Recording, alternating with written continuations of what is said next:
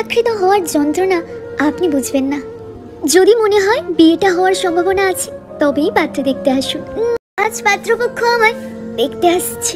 মা সকাল থেকে বারবার বলছে মুখে ফেস প্যাক লাগা, হলুদ বেটে লাগা। বাবা বলে দিয়েছে আগের 13টা পাত্র হাতছাড়া হয়েছে গায়ের রঙের কারণে, এই পাত্র যেন হাতছাড়া না হয়।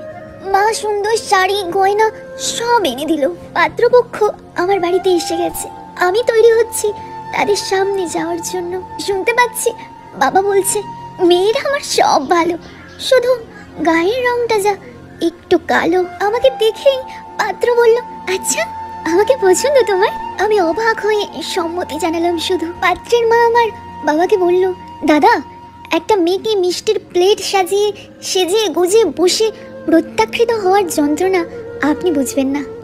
যদি মনে হয় বিয়েটা হওয়ার সম্ভাবনা আছে তবেই পাত্র দেখতে আসুন, না হলে শুধু শুধু একটা মেয়েকে অনেক অপমান সহ্য করতে হবে আপনার থেকে প্রত্যাখ্যাত হওয়ার কারণে।